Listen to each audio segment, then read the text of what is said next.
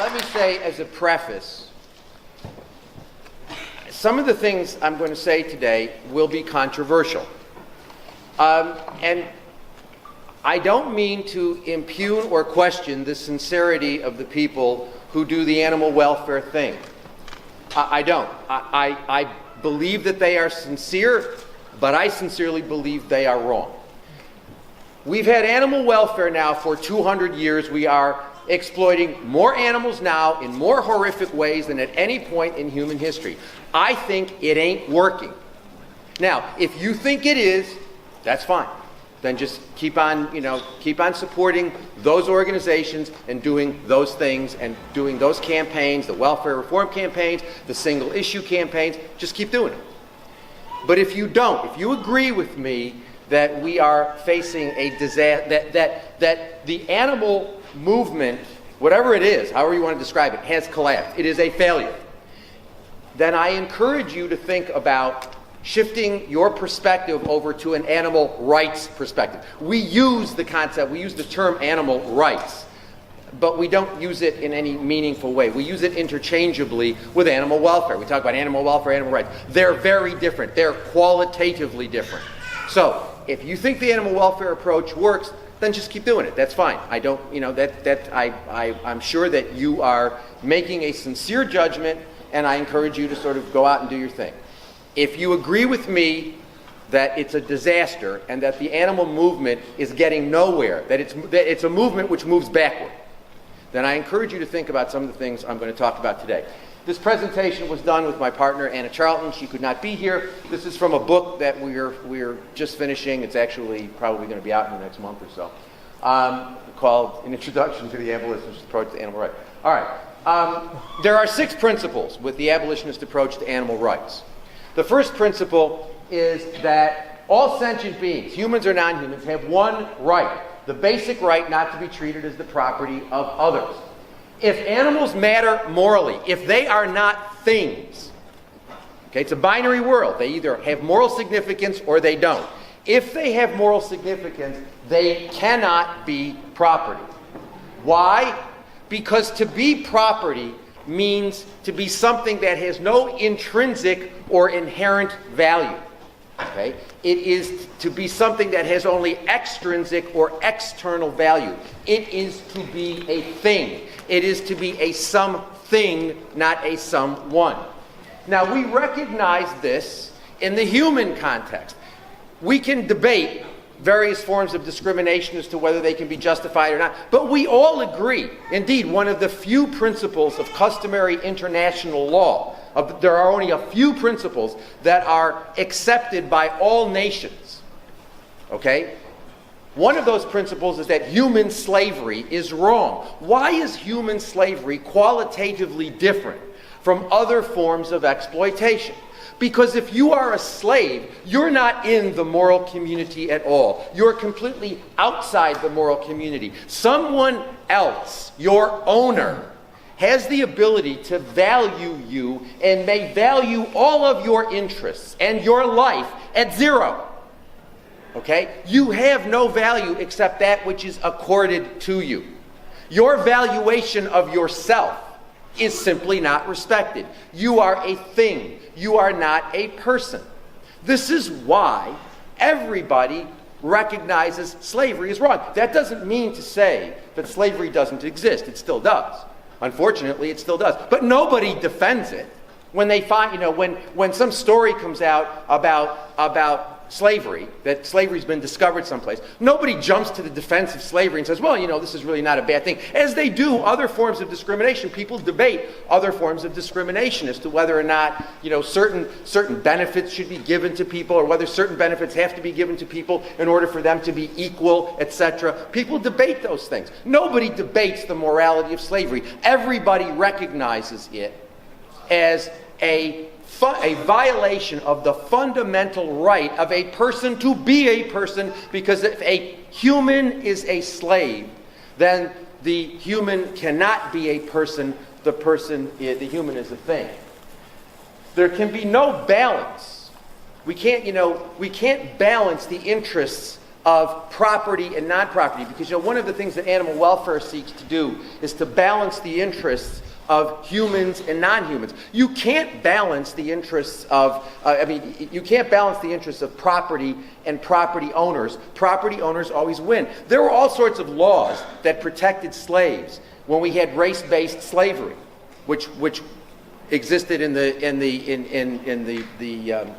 British Commonwealth. It certainly existed in the United States. And so we had laws that protected slaves. Did the laws work? No, because they involved situations in which there were conflicts between slave owners and slaves. If you're going to have a system of slavery, slave owners have to win. Slaves can't win, or else you don't have slavery. Okay? So there can be no balance of interest when you're talking about slaves. The slave always loses. All humans have the right, are considered to have the pre-legal moral right not to be slaves, irrespective of their personal characteristics. So it's not something we give to only smart people or to beautiful people or to talented people. You have it by virtue of the fact that you are a person. We might have issues at the margins. For example, what if somebody is irreversibly comatose? Can we use that person as a resource to take organs out of? Well, what have they said before they got into the comatose state, etc. But basically, we regard all sentient beings, all beings, and sentience is not a complicated concept. It just means you're subjectively aware. You're perceptually aware, you're subjectively aware. All sentient beings, all sentient humans, are considered to have the right not to be a chattel, not to be used exclusively as resources for others. Okay, y'all following this so far? Does there anybody have, you're all right? Is it clear? Is it clear? All right, good. All right. Animals are property. They have no value except as commodities. Now, you're probably saying, but wait a minute. We have pets. I love my dog. I love my cat, blah, blah, blah. And the answer is, yes, they're your property. You can love them if you wish because they're your property and you get to decide how to value their interests. Okay? So just like you have an automobile, you can choose to take very good care of your automobile, to have it maintained properly, and you have to have it maintained so that you can pass inspection, but you can choose to polish it a lot and take a lot of care of it, or you can just let it basically rot as long as it can get through inspection. Okay? Because it's your property. You can value it high, you can value it low. That's what happens. That's one of your rights as a property owner. Same thing with your dogs and your cats, or your birds or whatever you have. That you can value them. You can value them high. You can love them and regard them as members of your family. And you can also dump them at a kill shelter today. You can take them to a veterinarian to be killed. You can't legally abandon them in most places, but people do. The bottom line is you can value them high, you can value them low, but they're your property. Okay? Now, the justifications we've given to treat animals, to justify our treatment of animals as property, we basically said, well, they can't use language, they aren't rational, they can't use abstractions, blah, blah, blah. All of these, throughout history, we've tried to justify our treatment of animals as things by pointing to certain characteristics that they lack, okay? But the bottom line is, this is a completely speciesist way of looking at things because there is no defect that animals have, whether it's the inability to I would question. I believe that animals, that non-human animals, at least many of them, can engage in rational thought, that they do use abstractions, but it doesn't really matter. All that matters is sentience, and there is no defect that animals have, assuming that they aren't rational, they aren't able to use abstract concepts, they can't use symbolic communication. Let's assume that that's all true. There are some humans who can't do that, but we would never think of using those humans exclusively as resources for other humans. As a matter of fact, in my country, you can have a complete lack of cognitive characteristics. You can be a complete idiot and we'll make you president, as George Bush was for 8 years. Okay?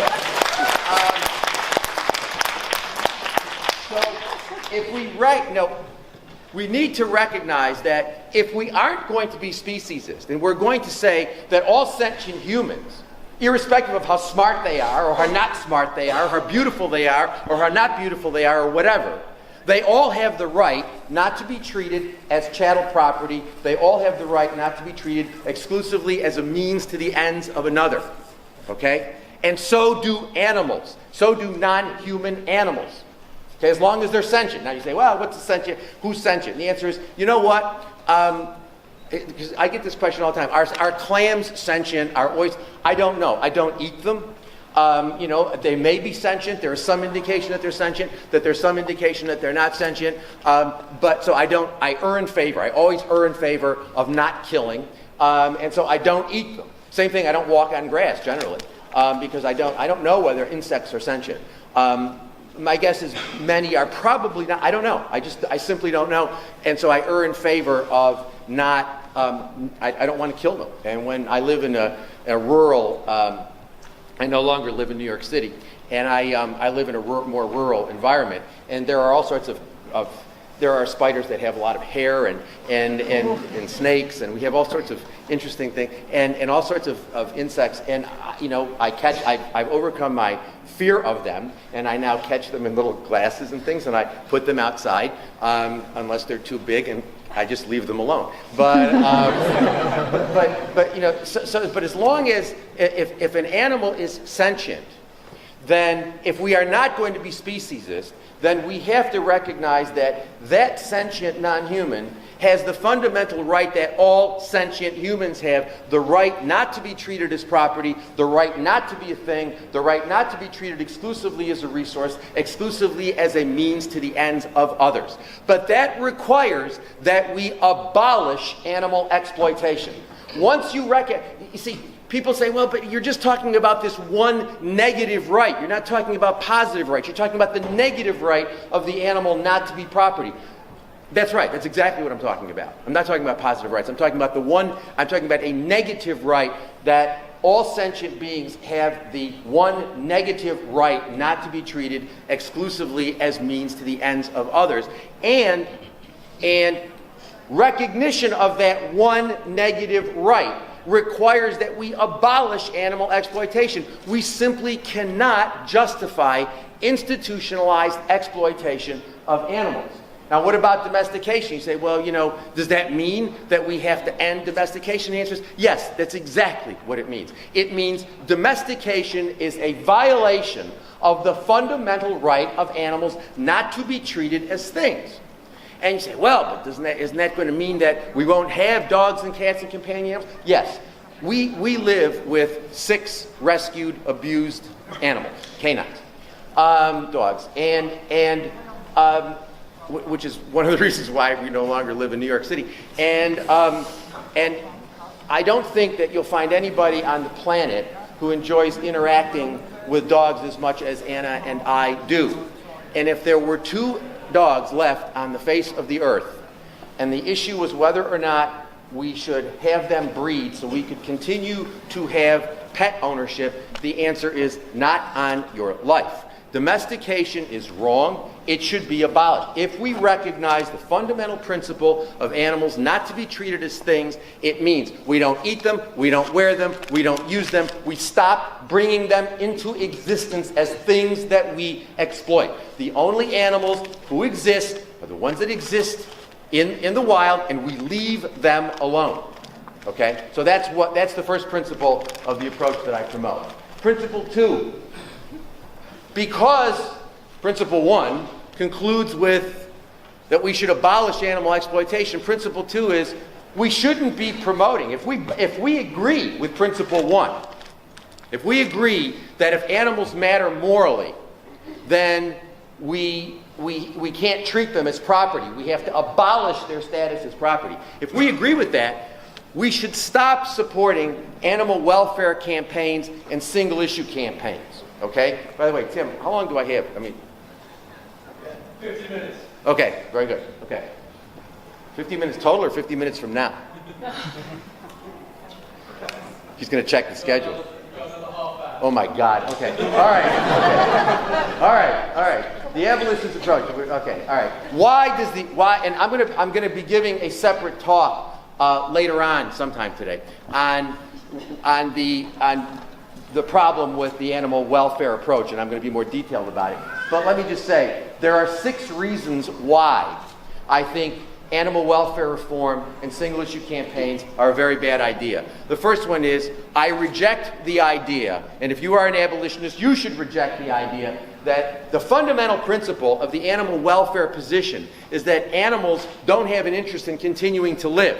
We bifurcate their interests. We say they have an interest in not suffering, but they don't have an interest in continuing to live because they are not self-aware. I'm going to talk about this more in the, I was going to talk about it some now, but I don't have time. I will talk about this in detail in the second presentation, or whatever number presentation it is today, when I talk about the animal welfare, the problems with animal welfare. But the basis of the animal welfare position, going back to the 19th century and continuing to the work today of Peter Singer. I mean, Singer says the same thing Bentham said, in the 18th century. Basically, animals aren't self-aware. So we can exploit them as long as we do so, as long as we protect their interests sufficiently. It's all right for us to use them. The issue is not use, the issue is treatment. And the approach that I promote rejects that. The idea that they don't care that we kill and use them, that we use and kill them. They care about how we treat them. That's the fundamental premise of the welfarist position. However it manifests itself, there are different welfarist positions. All of them share in common that fundamental premise. It's wrong, in my judgment. Welfare reform campaigns and single-issue campaigns necessarily promote animal exploitation. Now, every time, I say this all the time, and every time I say it, I get horribly insulting emails and private messages on the Facebook page from people who disagree with it, and I'm not sure they understand it. Let me explain what I mean. Animal welfare campaigns and single-issue campaigns. Let me give you an example of an animal welfare campaign. An animal welfare campaign is promoting the enriched cage that is now the legal standard in the European community, right? I mean, the enriched cage, you get rid of the conventional battery cage and you adopt what you call the enriched cage, which is, that campaign was the campaign for animal welfare reform. It is supposedly making animal exploitation more humane, okay? An example of a single-issue campaign is a campaign against foie gras. Which is a very popular campaign in Britain right now, which is why I'm using it as an example. This idea that we ought to target foie gras we ought to promote the idea that people should not be eating foie gras. That's a single-issue campaign. Why are these things problematic? They're problematic because they both, welfare campaigns, single-issue campaigns, require coalitions. Think about it. In order to have a campaign for the enriched cage, you may have people in that coalition who are vegans, but you're going to have people who eat eggs and who just think that, it would be better if we got the eggs. I'd feel better. I'd feel less guilty if I ate eggs that were from an animal that was raised in an enriched cage. So these welfare campaigns necessarily involve coalitions where you've got people who are animal exploiters and who intend to continue exploiting animals, and you may have some people in that coalition who don't exploit animals and don't think animal exploitation is okay, but you have this coalition.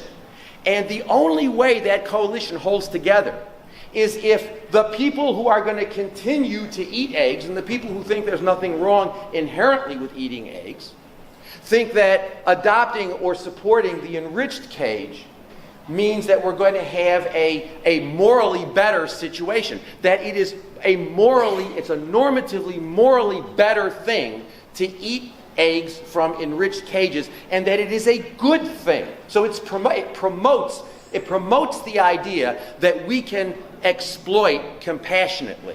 I'm going to talk a lot more about this today, and later on in the afternoon, I will be talking with Tony Wardell from Viva. We'll be debating this issue, and I'm sure that Tony will have some interesting things to say about it, because we have a very, very different view of this. But I see, there's no way these campaigns work. They necessarily involve coalitions where a good chunk of the people in the coalition are people who believe that animal exploitation is not inherently wrong. And so the only way, think about it. If you're involved, if you say, hey, I support the campaign for enriched caged eggs, You're not going to be part of that coalition if you understand that campaign to be saying eating eggs from enriched cages is also morally bad. You're only going to support that campaign if you think that what you're doing is a morally good thing to do. This is not rocket science, people. This is common sense. Same thing with single-issue campaigns. When you have a campaign against foie gras, you've got people who think foie gras is terrible, but they're going to continue to eat steak and chicken and fish and whatever they're going to eat. And so you've got a coalition of people, many of whom think that eating animals is fine. They just think foie gras is problematic. And I have news for you. There is no difference morally between foie gras, steak, chicken, or anything else. I mean, there is no difference whatsoever. And so what we end up doing is promoting the idea that you can be an animal person by not eating foie gras, but go ahead and eat steak. And it's wrong to say, well, those campaigns are not saying go ahead and eat steak. They most certainly are, because they are not vegan campaigns. Okay, they are campaigns that are basically saying some things are worse than other things, and by implication, those other things are morally better. Animal welfare reform campaigns make animal advocates partners with animal exploitation. I'll talk about this later. This is a letter that Peter Singer sent in 2005. This is an historically extremely important thing. Because what happened was in 2005, Singer sent a letter to John Mackey, who's the CEO of a company called Whole Foods. I think you have them in London. It's a chain of high-end supermarkets that sell happy meat and happy eggs and happy cheese and stuff. And Singer wrote a letter in which he expressed his, quote, appreciation and support for the, quote, pioneering the pioneering happy exploitation standards of Whole Foods. And it was signed by my buddies at Farm Sanctuary, Humane Society, PETA, Mercy for Animals, Vegan Outreach, and Viva USA. Okay? As a matter of fact, I have if I can figure out how to maybe Reg can help me for the presentation this afternoon. I actually have a sound clip of John Mackey, who's the CEO of Whole Foods, talking about how they had a big meeting with PETA and Farm Sanctuary and Viva, and they all talked about standards of humane exploitation, species by species. So you got animal people sitting in a room with animal exploiters talking about how you can make exploitation humane. Now, if that's cool with you, if you're happy with that, if you're comfortable with that, that's fine. I think it's obscene. I would never support anything like that. All right, so this is the RSPCA Freedom Food. I mean, what is this? I mean, it is. What is this? I mean, good cooking. Find a recipe. We have lots of recipes for you to try using all RSPCA assured meat, fish, and eggs, right? And so this is an animal group. These are people who are supposedly interested in animals. Okay? And these people are talking about, here are recipes, and you can make them with our happy meat, our happy eggs, and the other products of our happy exploitation. This is Compassion in World Farming. Okay? Compassion in World Farming has never found an animal exploiter that it doesn't want to give an award to. They give more awards. I mean, Philip Limbury over at Compassion in World Farming, he's made an art form out of, he just gives award after award after award after award to all of these. And look, this is promoting. You can't tell me that this is not promoting animal exploitation. It most certainly is. You're putting a stamp of approval on it. So for people to say, well, we just think that there ought to be less suffering rather than more suffering, but we're not really encouraging animal exploitation. That is completely false. This is encouraging animal exploitation. It's promoting animal exploitation. It's making partners. It's resulting in a partnership between animal exploiters and animal advocates. Here, this is Ingrid Newkirk from PETA. This is Bell and Evans is a chicken supplier, and here's Ingrid saying, Bell and Evans shows that animal welfare and good business can go hand in hand. And by listening to consumers' wishes, Bell and Evans has set a new standard for the chicken supply industry. This is PETA, an organization I was involved with in 1981. I mean, that was the first organization I got involved in when PETA first started, and it was a fairly radical organization back then. We were all vegans. We all promoted veganism, and this is now what PETA is promoting. Happy chicken. Okay? This makes partners out of animal exploiters, and animal advocates. Animal reform campaigns and single-issue campaigns represent a speciesist approach to animal ethics. What do I mean by that? Well, let me go back. Okay. What do I mean by that? Would we ever talk about humane pedophilia? Would we ever talk about humane rape? Would we ever talk about humane slavery? When we're talking about the violation of the fundamental rights of humans, we never talk about, yes, less suffering is better than more suffering. It's better to whip your slaves 9 times a week better than 10 times a week. But it doesn't mean that beating them 9 times a week is good. I mean, less suffering is better than more suffering, but it doesn't address the problem of the justice and the morality of the underlying institution. So, the problem with these campaigns, Meatless Monday, just think about that for a second, right? Let's imagine we're dealing with an issue of racism. And we say, racism is a problem. So let's have racist, joke-free Monday. Let's not tell racist jokes on Monday. Would anybody, look, rape is a serious problem. Although we have laws against rape is in the United States, like 1 out of 4 women who gets to college age, and that's just what we know, and I'm sure the numbers are actually worse, but 1 out of 4 women have been victims of rape or attempted rape by the time they get to be 22 years old. That's insane. That's a pervasive problem. And a lot of rapes involve violence other than the battery of the rape. They involve other forms of battery. So would we start talking about, we really need to have humane rape? Would anybody support a campaign like that? And the answer is no. Everybody would agree that less suffering is better than more suffering, but no one would promote the humane violation of a fundamental human right. Okay? But when it comes to animals, Meatless Monday, humane this, humane that, single-issue campaigns, it's speciesist. We treat the fundamental interests of animals, the fundamental rights of animals not to be property, we treat those rights in a way that we don't treat any rights where humans are involved. Single-issue campaigns promote discrimination against humans. I'll talk about that later. Between fur, wool, leather, silk. All bad. Shouldn't be wearing any of them. But what is the main campaign we've had? Ever since I got involved in this 30-some-odd years ago, a long time ago, more than 30 years ago. And when I first got involved, the big issue was fur. And when you went to a fur demo, all it was like people standing on the street, and every woman that walked by got regaled with really sexist epithets. The whole anti-fur campaign has been a vile exercise in sexism. A lot of the campaigns, some of the campaigns I've seen in Britain about consuming non-stunned animals have been very Islamophobic. And so, what ends up, we have a campaign right now going on in the United States. Some Orthodox Jews participate in a ceremony called kaparos, where they take a chicken and they wave the chicken over their head, and then the sins of the person are supposed to be transferred to the chicken, and then the chicken is killed. The chicken has her throat cut. And a lot of people are really upset about that.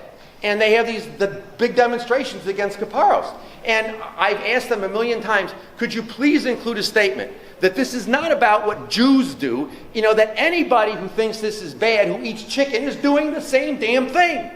So why single-issue campaigns have a tendency to focus on, because what you're trying to do is you're saying, here's our coalition, and we're better than you because you do this form of exploitation. And what you end up doing is you otherize the other group of people, and the other group of people often involve themselves vulnerable groups, whether they're women, whether they're Muslims, whether they're Jews, whatever. Okay? So, but again, I'll be talking about that in detail later on.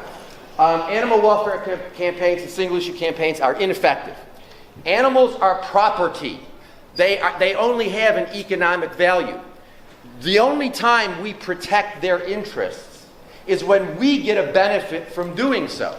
The first book I wrote in 1995 was called Animals, Property, and the Law. And what I argued in that book is if you look at the history of animal welfare law, both in Britain and the United States, what you see is that animal welfare reform has done little more than require that we efficiently exploit animals. That is, Animal welfare reform tends to focus on things, on practices that are economically questionable or vulnerable, and where there is an arguable inefficient use of animals. Let me give you an example. The veal crate campaign. Okay, we're largely, particularly in Europe, on the way to getting rid of the veal calf in the tethered crate. Why? Because when you have a veal calf tethered in a crate, that animal will suffer great stress. The great stress, just like you get stressed, you get sick, they get stressed, they get sick, and they need veterinary care. And the whole goal of the veal industry is to keep those calves healthy, or healthy enough, until you can slaughter them, which is usually at 6 months of age. So if you take them out of this small chute and you put them in a social unit, the veterinary costs go down. So that's an efficient thing to do. The same thing with the campaign, for example, that a number of organizations have to have chickens gassed rather than the way that they're presently killed, which is really horrible. I mean, it's all horrible. I'm sort of wondering, how many of you have ever been in a slaughterhouse? Yeah, I mean, it's interesting. A lot of animal people have never, whenever I hear animal people talk to me about Temple Grandin and humane slaughterhouses, I always think, are these people on drugs? Because if you've ever been, I've been about 30 of them at least in my life. I've stopped. First of all, I can't get into them anymore. But secondly, I've seen so much of that, I just don't want any more of that in my brain. But there's no such thing as a good slaughterhouse. They're hideous. All of them are hideous. But there's a big campaign going on to get chickens gassed. Well, I have news for you. If you were going to start a chicken processing plant tomorrow, you would be insane not to use controlled atmosphere killing or gassing, because that's the you save money, which is why the industry, as it takes its tax advantages from, because you have a capital expense, and then you expense that, you have your accountants expense that out over a period of years. Once you stop getting the tax benefits, everybody's switching to controlled atmosphere killing, because that's the economically sensible thing to do. Same thing with gestation crates for pigs. Okay? Gestation crates, a lot of piglets get crushed. There's a lot of injury in those things. You're much better off using things like electronic sow feeding, which actually reduces the production cost of pork. So if you look at the history of animal welfare reform, what you see is all it does is make animal exploitation more efficient. At best, what it does is it may marginally make the price rise. It never really affects demand, because the demand for animal products is what we call, for most animal products, what economists call inelastic. That is, you can raise the price a certain amount and demand won't change. So you end up creating niche markets, where people say, hey, I'm buying happy this and happy that, but that's the best you get. And for all intents and purposes, 95% of animal welfare does nothing but make animal exploitation more economically efficient.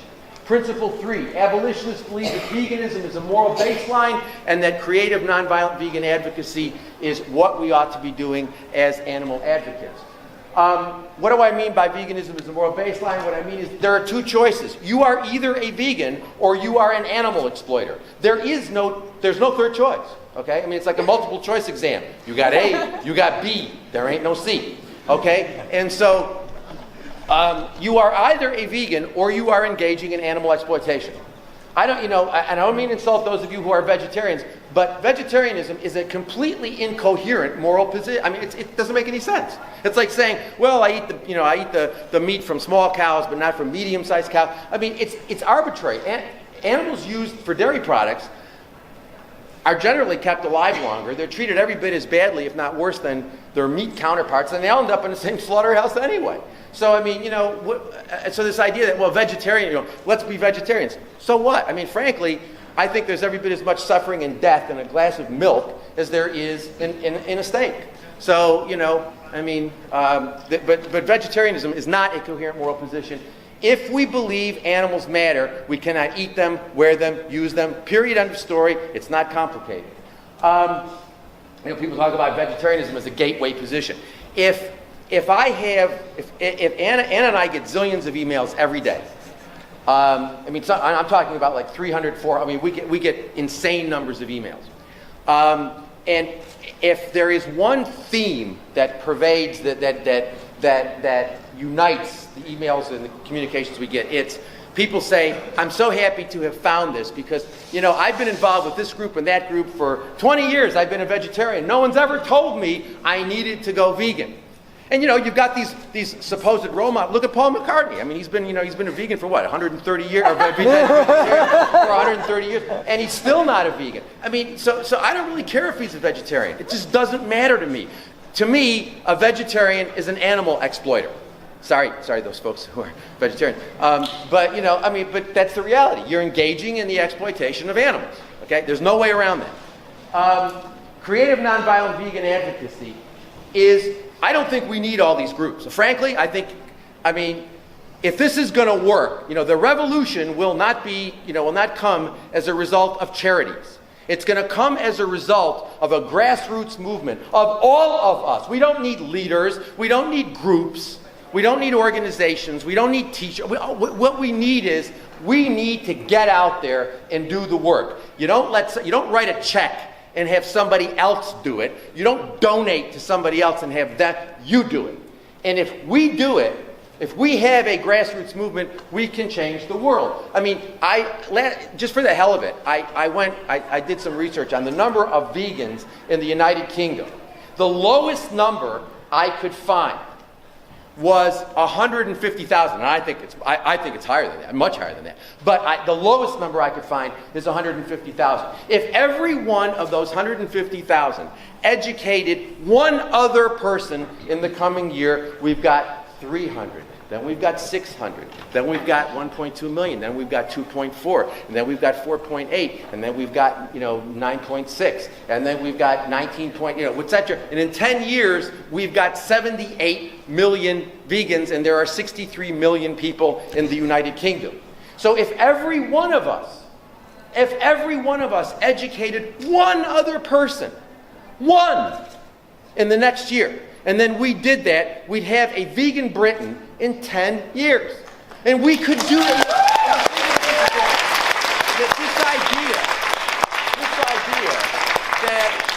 That we need to be telling people because they're too stupid. And I so much object to that.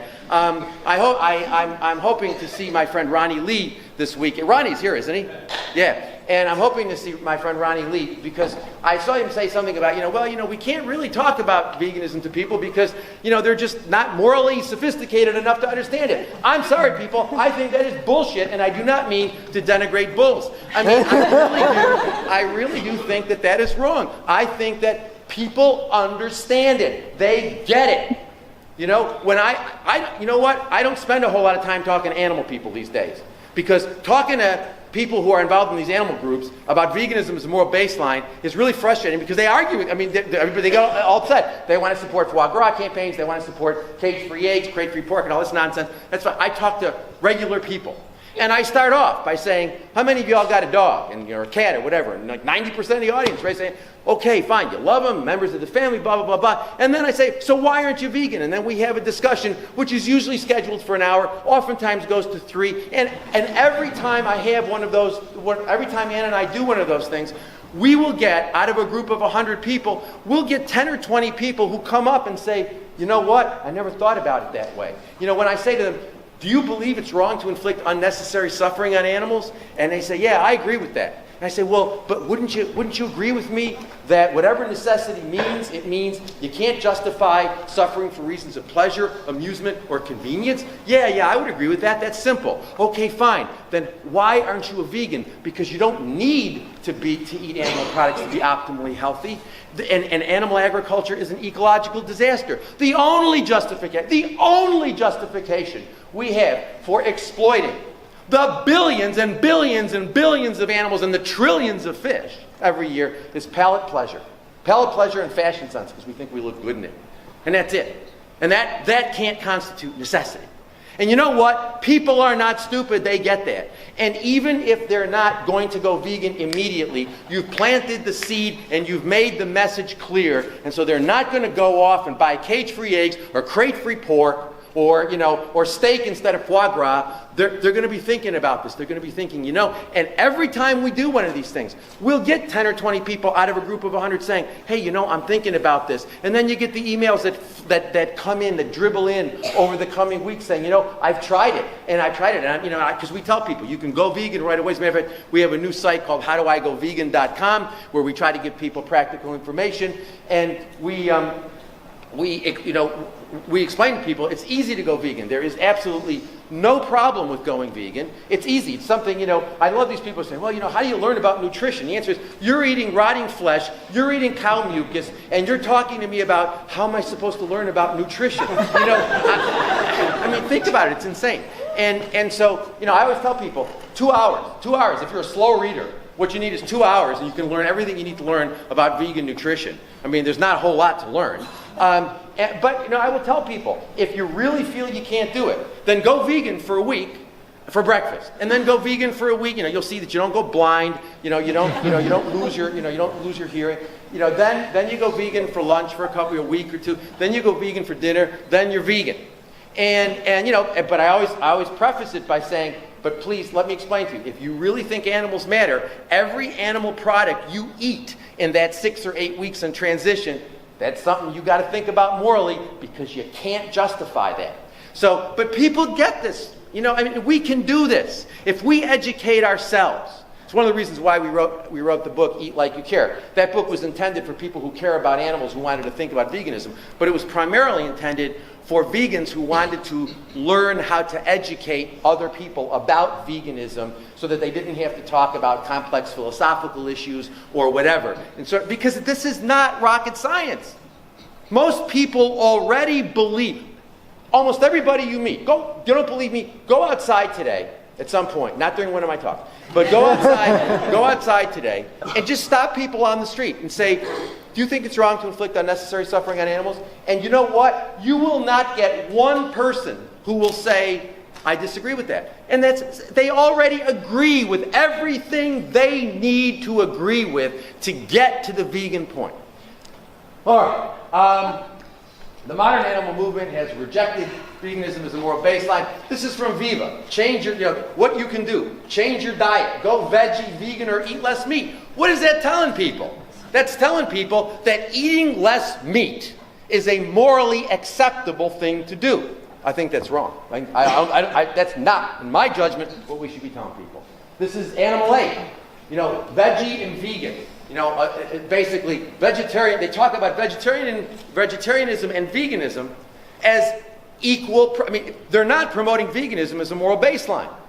Okay, they're not saying what Viva's saying. Eat less meat. I didn't spend a whole lot of time on the site. I don't see Animal Aid saying eat less meat, but I do see them promoting vegetarianism, and I think that that's problematic. And then people say, well, we can't be judgmental and we can't be purists. I have news for you. If this is a movement for justice and it can't be judgmental, then, to call it, seriously, this is a movement for social justice. When I hear animal people say, we can't be judgmental, I say, well, then what is this, an exercise in mental masturbation? Because what is going on? No, seriously, how do you make sense of this? Of course we should not be judgmental in terms of being harsh or violent towards other people. I think it's very important to separate the action from the. Can I just take a few more minutes, Tim? I promise. And we ought not to be criticizing individuals, but we ought to be clear about the actions not being morally justifiable. Okay? And people say, well, you're being a purist. Well, yeah, okay, fine. I'm a purist about rape. I'm a purist about racism. I'm a purist about pedophilia. What's wrong with saying, no, I'm an absolutist when it comes to the exploitation of animals? When it comes to the fundamental rights of humans, we have no problem being, quote, purists. Why is it that we all of a sudden start developing those problems when we're talking about non-human animals? Again, I think that's an instance of speciesism. Principle 4, the abolitionist approach links moral significance only with sentience. I don't really care whether non-human great apes are more like us or elephants are more like us. any more than I care about whether certain people of color are light-skinned because they're more like me, because the white male is the quintessential measure of value in a racist society. I have a serious problem with these campaigns. And I actually have a chapter in the Grade 8 Project, which came out in 1993. But even then, my ideas were not what they are now. But even then, I was feeling uncomfortable about the idea that non-human grade apes mattered more, that we ought to have campaigns for non-human grade apes, or we ought to have campaigns for elephants. Why do elephants matter more? Because they're because they have memories, or dolphins are more like who cares?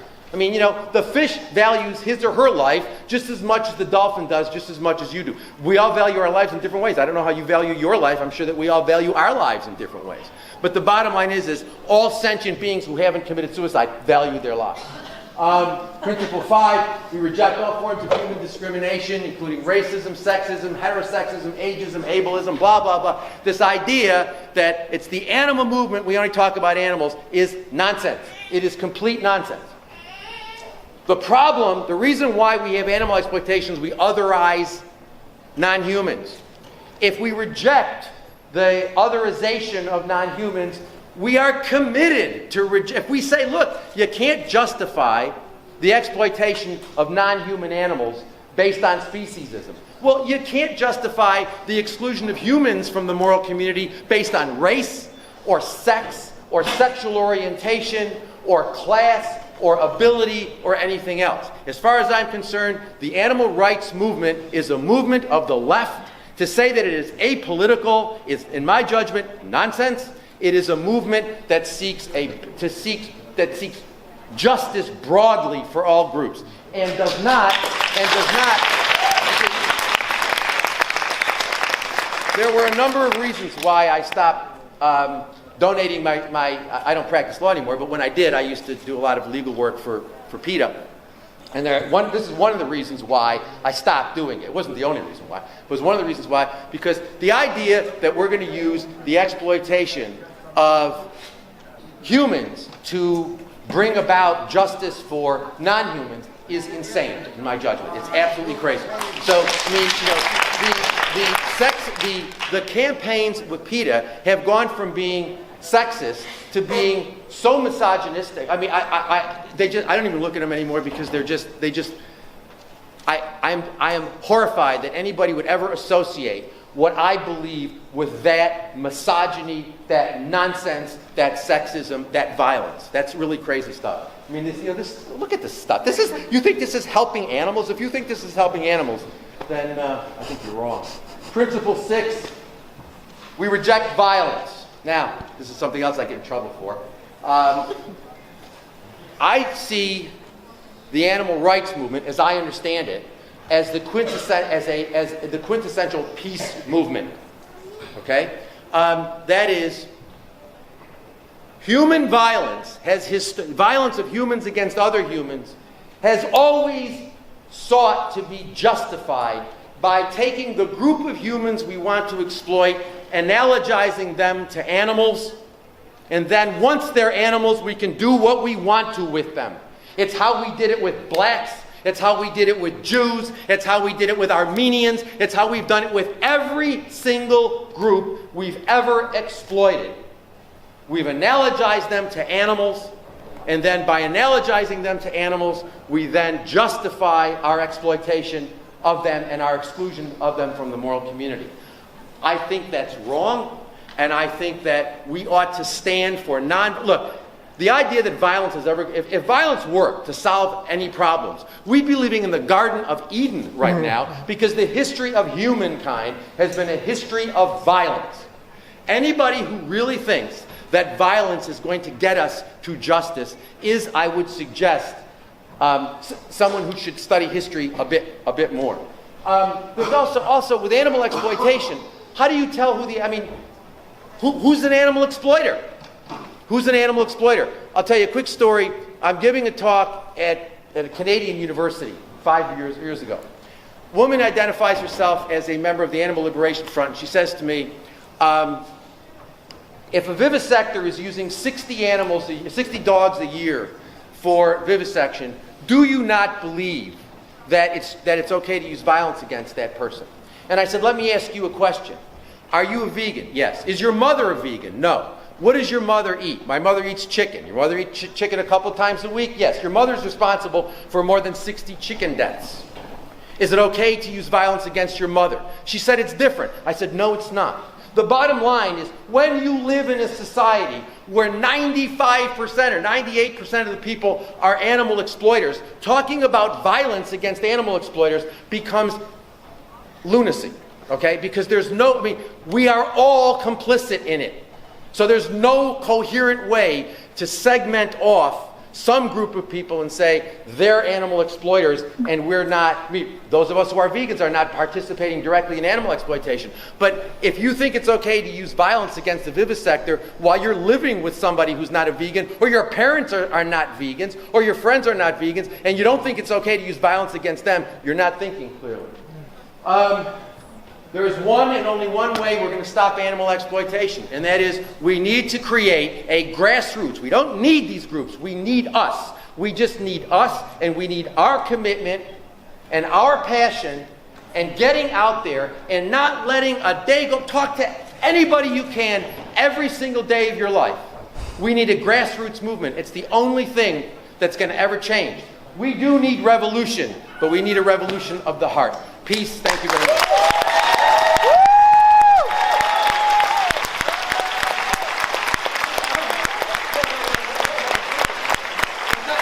Speaker what? Whoa, big hand, Gary Pantioni.